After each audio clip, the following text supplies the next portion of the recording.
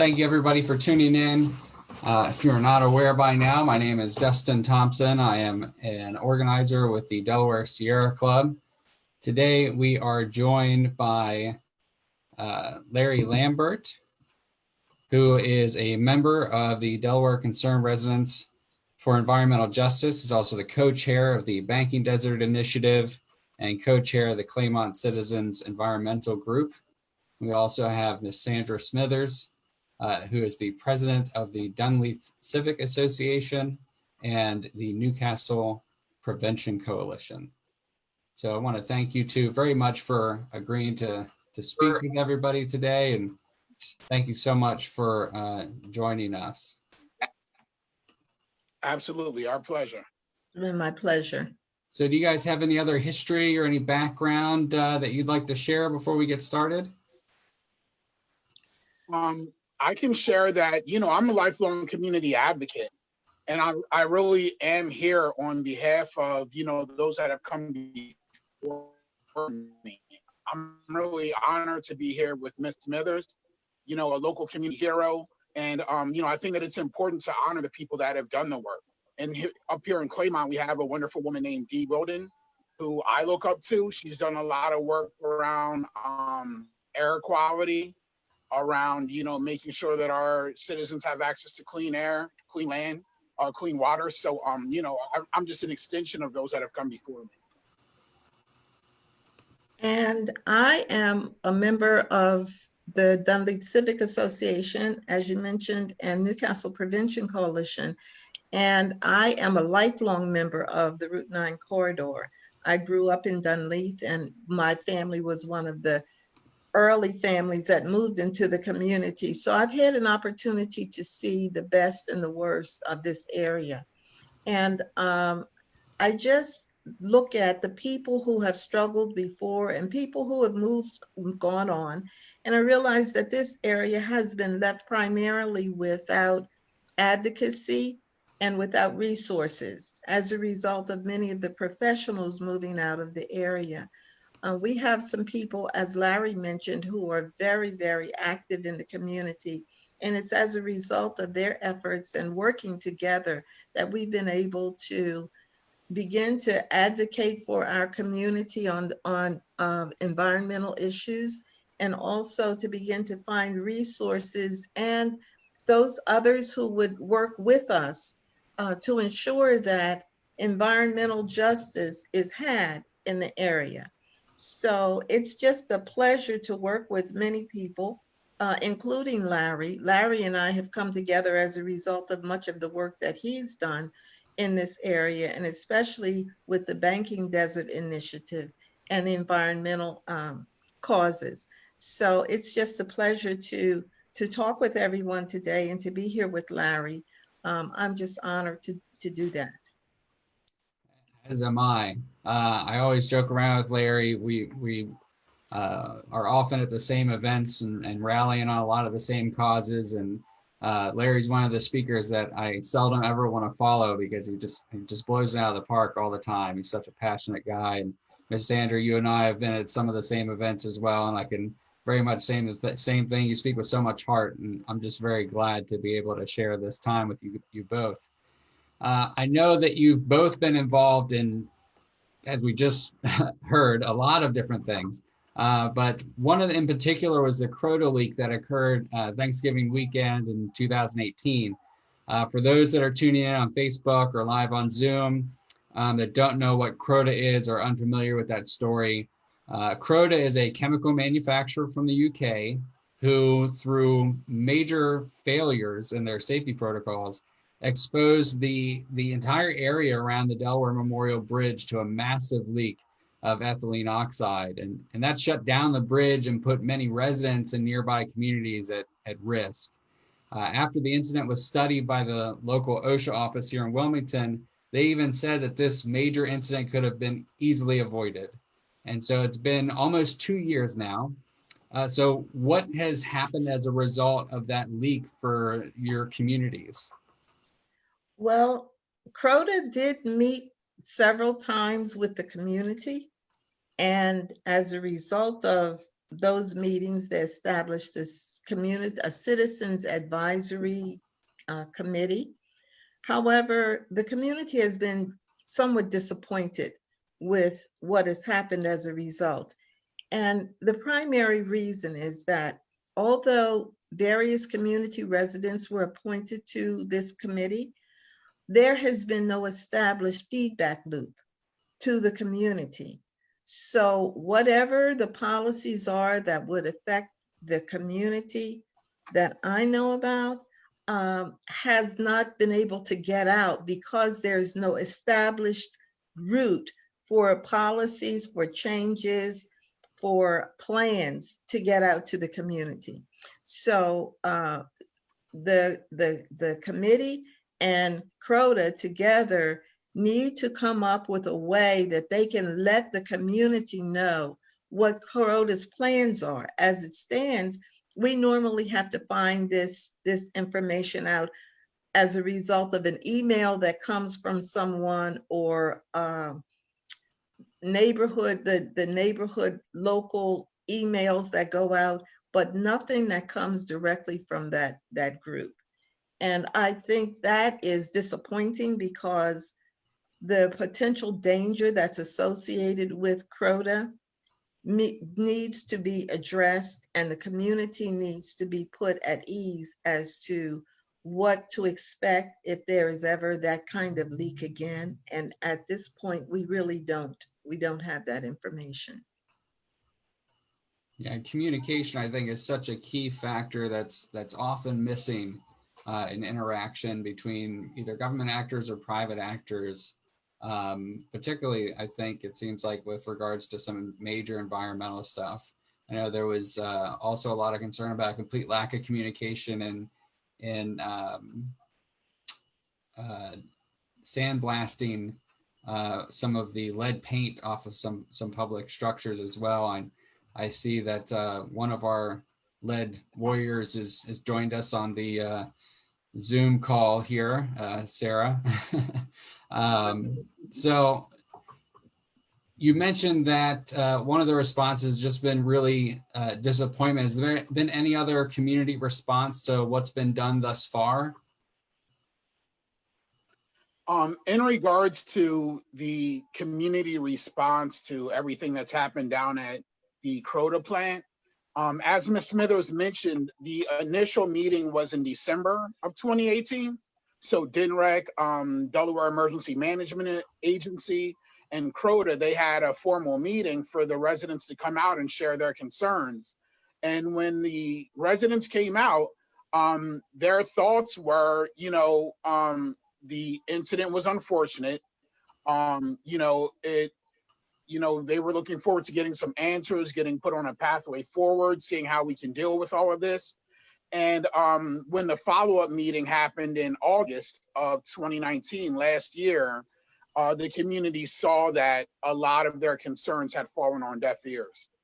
At the end of the day, people live here. This is home. It's not acceptable for people to share some of their solutions, such as making sure that when there's a chemical emergency leak, that neighbors are notified via a cell phone ping. Neighbors wanted an audible system so that they could hear in real time if there was a leak on the site. And also neighbors wanted clean, clear, concise communication around what was going on, what steps were being taken. And unfortunately, none of those requests were successfully met. And that's why the community has come together. For years, we've been standing up against these types of issues, this type of environmental injustice. However, now we're in a space where we're becoming more organized, more mobilized. And, even having meetings like this, it just really shows that when we all come together for meaningful change, that they will listen. And if they won't listen, then we'll have to make some changes in elected office. Yeah, so it hasn't just been to get involved with CRODA, but to start really organizing around a lot of these issues, it sounds like. Well, we have to always remember that this area has been totally polluted. It's surrounded by a number of polluters. And until recent times, the residents had no advocate. There was no voice. There was no real organization. And I think this is what most of the corporations around this area that are polluters have relied upon. But this is a new day, and we are now organized. We have now reached out to other organizations who share our interests and have come together. And so they're dealing with another paradigm. We've moved on. We're now in another space. And what they did in the past is now unacceptable. So we expect that CRODA will in some way address the concerns of the community. For example, they did install an alert system. However, the only people who hear it are the people who are south of the 295 overpass. As you all know, pollution doesn't stop at a community line. So all of these people who are north of the 295 overpass are also exposed. However, we have no way of being alerted to a potential spill or anything else. And these are the kinds of issues that cause residents to be very distrustful, not only of corporations like CRODA, but also of the agencies that are designed to protect us, such as DNREC. So we have a huge chasm between the community and representative organizations and corporations, and we need to narrow that gap. Yeah. So one of our participants asked, they said, I have heard that CRODA is applying for a permit for a new storage tank on their site. Have you heard this as well? And if so, what has been the reaction to that? Yes, we've heard it. We've been in contact with our councilman. He's written a letter to Secretary Garvin saying that it is unacceptable, that the community is up in arms about that and requesting a public hearing. The response to him has been that he would be notified when there's a public hearing so that we can notify everyone to show up at that hearing. Great. We can certainly help amplify that as well in any way that we can help. So CRODA has been doing a number of these emergency tests, and somebody had heard that there was an emergency alert test last week. Was there any difference compared to the tests that had gone on a number of weeks ago that really you couldn't hear at all because of the traffic on the bridge and elsewhere? Well, if they did an alert last week, I was not aware of it. As I said, only certain people are notified of these alerts. And so it may have happened, it may not have. I wouldn't know. To say that it didn't go well then. Well, yeah, I would say it didn't go well for us anyway. Yeah.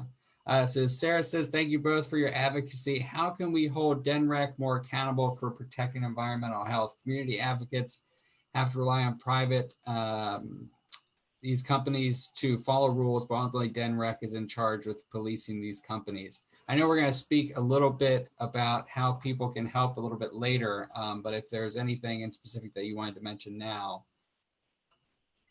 Well, we have to come together to hold the secretary accountable, because as long as DNREC can get away with not doing its job, its job of oversight and its job of protecting the general public, they're going to continue. So we have to organize around making sure that this person in charge, Secretary Garvin, is held responsible, is made accountable to everyone.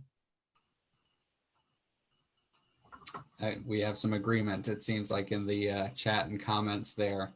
But this isn't the only issue that has impacted air quality in Route 9 and Claymont area, though. So what are some of the other issues that the community has been fighting against or working on regarding air pollution? So I can speak about, there's a number of issues. So that's also a part of the problem, you know? You look at our neighbors in Delaware City, they just had a sulfuric acid leak. Meanwhile, before that, they had two different refinery explosions within 13 months. So up here in Claymont, you know, we've had historic issues with the old Claymont steel site, which is gone now. However, we have Marcus Hook right along the state line. We have Braskem Chemical. And I spoke to DINREC today, and they gave me an update that the air monitors that were at Woodhaven Cruise Park, taking in data for, let's see, for 6 months, they confirmed to me that that they've collected the air monitor information and that they're working on the final draft of that data, and that it should be out by the end of June. So one of the ways that we get engaged is we demand things. So the time for us to sit on the sidelines and wait and hope that somebody looks out for us, that's over. As we mentioned, you know, we're mobilized, we're on this. So, you know, I hear of issues all up and down the state. You know, our brothers and sisters down Sussex, they're dealing with issues. In South Bridge, our neighbors are dealing with the Wayland chemical or the Wayland slag plant coming in. It's a burden that overwhelms some residents. Go ahead. I'm sorry, Larry. Expect. They're almost looking for the other shoe to drop, you know, and that's why we're changing the narrative now. We're not victims anymore. We're taking over. We're not settling for the status quo anymore, and this is just the beginning. And those of us along the Route 9 corridor have dealt with the waste management issue, and the residents down in the Hamilton Park, Eden Park area are constantly confronted with the dust from diamond materials. Many of them can't open their windows, their cars are covered. And although we've been told that this is not the particulate matter that they need to be concerned with, that's a quality of life issue. And no one has really assured anyone that that is not a health issue. But once again, in the past, no one responded to that because primarily they didn't have to. But it's a new day now. And for the first time, we're reaching out outside of our community to our other brothers and sisters who are in other areas and are experiencing their own form of environmental injustice. But injustice for one group is injustice for all of us. So when we can pull together and determine that we have had enough, and if those people who are in charge do not respond to our requests, then we have to take other steps. And elections come every 2 to 4 years, and elections have consequences. And they need to understand that at every level of government. Absolutely. So I'm glad I actually brought up the landfill. You were both involved in that. That was one of the things that we all worked on together last year. What's been the response to that legislation that was passed, both with the county ordinance and also at the state level? Have you heard any response to that? So, well, go ahead, Larry. It was a successful year for the residents. For so many years, heavy industry wins. They bankroll more political campaigns, they win again. Last year, when it came to the waste management issue down Minquadale, it was an example of the people coming together and us winning. So we worked with State Rep Frank Cook down in Newcastle. He worked at the state level to get an ordinance passed. And when the General Assembly ran out of time that summer, we shifted it over to the county. And we got a county ordinance passed that was successful. And that brings us to, and part of that ordinance made sure that the landfill height, which was at 90 feet, that it couldn't go any higher. So in that space, we were able to make sure that, you know, the additional debris from the dust from, you know, stuff leaching into the soil. We were able to head that off. However, that brings us to 2020. And just last week, the county tried to pass an ordinance, Newcastle Ordinance 20008, that would have taken back some of the gains that we made with the ordinance in 2019. So within hours, the community organized. We got on the public hearing call, and we let them know that they weren't going to roll back certain provisions that we had gotten with the ordinance. So at the end of the day, the community they're gaining more knowledge of how civics works, and we're really just putting forward the effort. So as we speak, as of right now, that ordinance is dead in the water. So it shows that when we do come together for meaningful collective change, we can have success, and we are having success. However, our work is far from done. Our communities, the air quality in our communities is not where it needs to be, but the glass is half full. You know, we're coming together, and you know, I really appreciate the effort of the community. I just want to thank everyone out there. You know, like I said, we're not here on our behalf. We're here representing people that are really trying to make a difference. The one thing we've realized is that knowledge is truly power. And for many years, many of the residents who lived along the Route 9 corridor, and I'm sure this is true of other areas, were not even aware that they could make a difference, that they could make a change. Many people just assumed that they had to accept what was coming to them. And now that people realize that that's not the case, and with the knowledge they have, we can make changes, there has been a significant change in the attitudes of residents and their willingness to come out and speak up. Yeah, you had mentioned the idea that air particulate issues are, quote, you know, not the particulate issues we need to worry about, which some people in the comments, I think, rightfully said all air particulate issues are issues we need to worry about.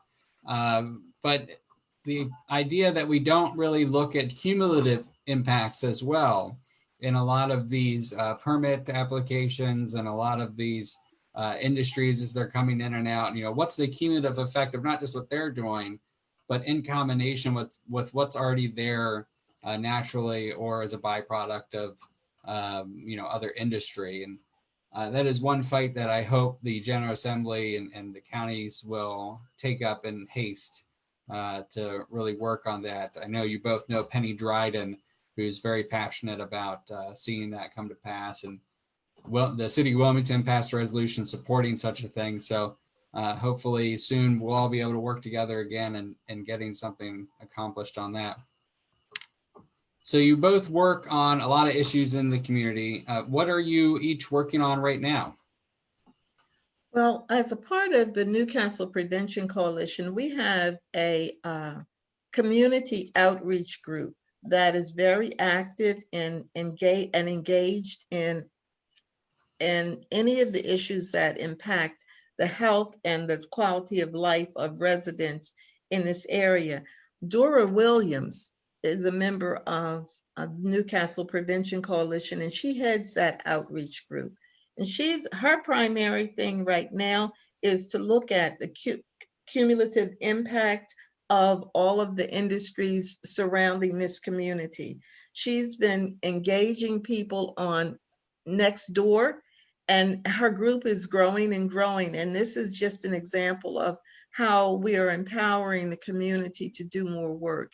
So her primary focus right now has been the environment. And that's one of the things that I think we all need to get behind in this area. She's doing an outstanding job. She's been going door to door, talking with people. So she's built up the credibility so that people, even if they don't totally understand the issues, they trust her and they trust her judgment. And this has been one of the ways that she's been able to garner community support around environmental issues and to let people know that they are not alone. They don't stand alone. Larry, how about you? Did we lose Larry? One of the things that I'm working on in the community, one of the things that I've been working on in the community is the issue around food insecurity, as well as hunger. And the way that we've been working on that is we've been having large mobile food distributions in Claremont. So I want to invite everybody out, those in need. We have a food distribution on Friday at 3 p.m. at the Holy Rosary Church. It's first come, first serve. This past Saturday, we fed 100 kids hot meals, provided books, masks, gloves, educational materials. And next week, I'm also working on something with the Claremont Ravens. So we're definitely engaged. We're putting in work. And when it comes to issues around environmental justice, one of the things that I noticed was that for us to keep advocating and asking from the outside, we weren't really getting meaningful change. It was a lot of symbolic victories, a lot of, we're going to work on this, we're going to look into that. So one of the ways that I decided to fight was to run for office. And that's what I'm doing now. So I'm running for state representative. The election is Tuesday, September 15th. And I think that, you know, it's like Gandhi said, sometimes you have to be the change you want to see. So my website is larryforddelaware.com. But really, I just stand with a lot of the champions around me. You know, like Miss Smithers here. We got Jakim Muhammad, Michelle Roberts, Marva King, Stephanie Herron, Bill Dunn, Penny Dryden, Dora Williams, Linda Whitehead. There's just a wonderful collective. Willie Scott, Ron Handy, and so many more that I can't mention. Sarah Busick, Amy Rowe. There's some amazing people out there. And we want people to know that during this call, we may have used some acronyms. We may have used some words that are a little academic. At the end of the day, it's about clean air, clean water, and clean land. Mm-hmm. You deserve that. It's your right as a human being to have that. We stand up for you, and we're not leaving you alone. Get engaged. You attending this meeting, you listening, that's a start. We are out here. Larry Lambert, Miss Smithers, Dustin Thompson, reach out to us, the Sierra Club. There's a lot of great things, Delaware Concerned Residents for Environmental Justice. You're not alone. Reach out. You have support. Just want to say also that as a member of the Route 9 monitoring committee, we're going to be doing a health assessment because very little is accurate information is really known about the health impacts, the health issues that impact our communities. And so that's something that we're going to be working on very diligently. Also on the 6th of June, we're going to be having a hot food drive-through for the residents in this area. And we decided to do that because many people get vegetables from the food banks, and we have a very large food giveaway every day in this area, but it's food that needs to be cooked. And one of the things that we're finding is that a lot of young people really don't know how to cook. And so they've been getting like sandwiches, the schools have been giving out lunches and what have you, but there's been no real wholesome hot meals given to some of the residents who really need it. And we have also residents in a motel for homeless people who don't have any way of cooking. And so we're going to be doing a drive-through on June 6th from 3 to 5, providing people who need it with a hot meal and information, resource information as to where they can look to try to find housing and support for addictions and all of the things that impact the quality of life that people are confronted with every day. Wow. Well, you guys are certainly keeping busy, and I really appreciate all you do. You have a lot of love in the comments for all that you have been mentioning. So for, we have one more question here. So any suggestions, recommendations, or thoughts on how we both How do we both continue to push for more and better studies and information, but not allow industry and government agencies to use the lack of information as an excuse for inaction? You know, Yeah, we have to look to our elected officials for a lot of that. And the way we let them know is by writing letters and signing petitions and calling them to let them know that we are either satisfied or dissatisfied with their positions on issues that impact us. And we are finding that those calls to legislators really do work, because they know if you would take the initiative to call or to sign a petition or to write a letter, you are a person that they can count on to vote. And they would rather have you vote with them or for them than against them. Yeah, and I just want to add that I piggyback off of what Ms. Smither says. It's really about accountability. Sometimes people think that, you know, voting for president every 4 years is accountability. We appreciate those efforts, but it's not. Politics is local. And we need to hold all of these elected officials accountable, you know. Everybody that's not doing what they need to do to make sure that you know, we're taken care of, they can go. You know, it's really about love. It's really about collaboration, working together, making sure that we're all taken care of. But at the end of the day, there will be accountability if our people aren't taken care of. We're tired of having profits being put over people. It's time to put our people first, our health first, and our environment first. And it's unacceptable So you guys mentioned for those people who are being paid. Go ahead, Dustin. No, please continue. No, I was going to say that it's unacceptable for those people who are in positions of authority to not have the information at hand that they should have to best serve communities, the communities that they know they represent. And so many times we have had representatives from various agencies come to our community. We've asked them questions and they didn't have the answer. Yet they're the people who are in those positions with those particular agencies. That's no longer acceptable, because if they don't have the information, they can't address the problem. They're not even acknowledging the problem.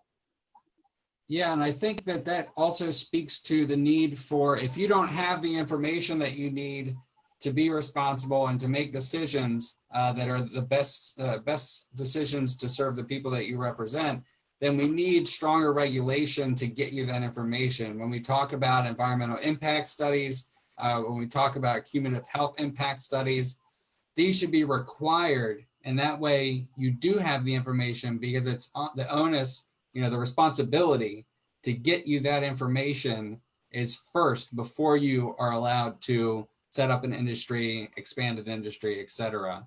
And so if you don't have the information, that means you're not doing a good enough job in regulating. And so we need to keep pushing for this. So you guys talked about, we're coming towards, we're actually a little bit over already, which is great. I love this conversation and how much we've been getting out on all the work that you guys are doing. If people want to help with air quality or other EJ issues, how can they be a strong ally for the work that you and many of the people that you had mentioned earlier, Larry, that you guys are doing?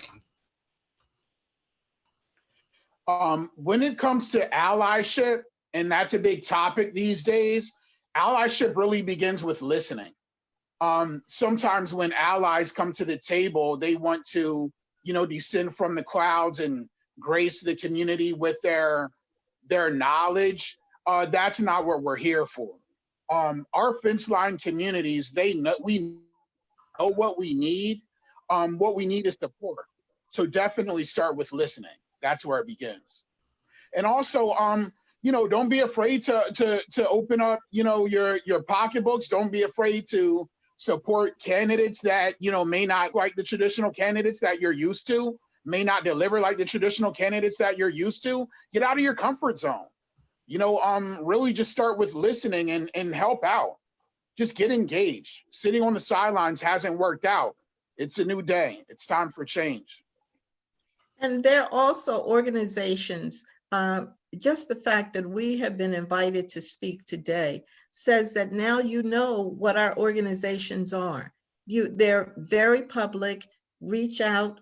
We reach out. If we all are connecting, then we build the support that we need, and we can begin to hold not only elected officials, but also industry accountable for the pollution that they draped on everybody, all of these communities, actually. Yeah, and after we're done here, I'll reach out and we'll get some information up on our website and under the resources along with this live stream. So that way, if people are willing to help in whatever way that they are able, they can find these groups. Certainly, one of the issues we have in Delaware that happens a lot is people either don't do the due diligence of going out and looking to see if there's a group that's already working on an issue, or they just simply just don't find that group and kind of spin off and start something new. And then you have silos and confliction. And so if we can support you guys in all the work and the organizations that you work with, certainly that's the route to go. You guys are the community, you're the boots on the ground fighting these issues. And we just definitely want to be supportive in whatever way we can. So I would really thank you guys so much for speaking today. It's been a privilege and an honor to get some of this information out. Thank you to everybody that's watching on Facebook. Again, this video will be up on our website after tomorrow. It takes me about a day just to edit it, compress it, and get it up online. And it will be also archived on our Facebook page under the videos tab permanently. And so just, again, thank you all so very much. And you guys have a great one. Thank you. You too. Everybody.